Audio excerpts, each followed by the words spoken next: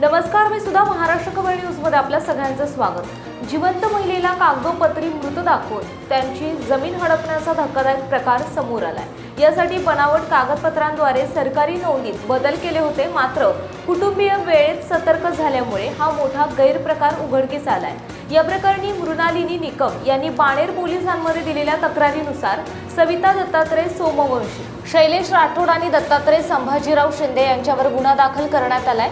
ही घटना 28 फेब्रुवारी 2024 ते 17 एप्रिल 2026 दरम्यान घडली आहे। पोलिसांनी दिलेल्या माहितीनुसार तक्रारदार निकम यांच्या वडिलांनी 1988 मध्ये वेस्ट फोर्ट बाणेर जवळ सुमारे 430 चौरस मीटर जमीन त्यांच्या आईच्या नावावर खरेदी केली होती।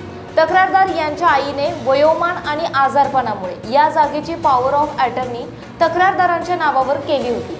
तक्रारदार हा प्लॉट विकसित करणार होता। यासाठी एप्रिल 2026 मध्ये विकासाचा करारही केला होता। दरम्यान जमिनीशी संबंधित माहिती सरकारी पोर्टलवर तपासली असता जमिनीच्या नोंदीमध्ये दुसऱ्याच एका महिलेचे नाव नोंदवल्याचं आढळलं। त्यामुळे तक्रारदारांनी कर्वेनगर येथील अप्पर सर्कल कार्यालयात जाऊन चौकशी केल्यानंतर जमिनीवर कब्जा करण्यासाठी बनावट कागदपत्रांचा वापर केल्याचं उघड झालं। सविता सोमवंशी यांनी ई हक्क प्रणालीमध्ये फेरफार करून जमीन आपल्या नावावर करण्यासाठी अर्ज केला होता। तक्रारदार यांची आई जिवंत असताना मयत असल्याचे दाखवून बनावट मृत्यू दाखला तयार करण्यात आला।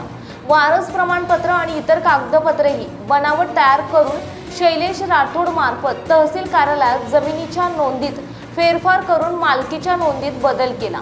शिवाय वारस म्हणून स्वतःचे नाव नोंदवण्याची प्रक्रिया पूर्ण केली। दत्तात्रय शिंदे यांनी तक्रारदारांच्या आईच्या नावाने बनावट कुल मुखत्यार पत्र तयार करून फसवणूक केल्याचे तक्रारीत नमूद केले असून तपास सहाय्यक पोलीस निरीक्षक बाबासाहेब झरेकर करतायत।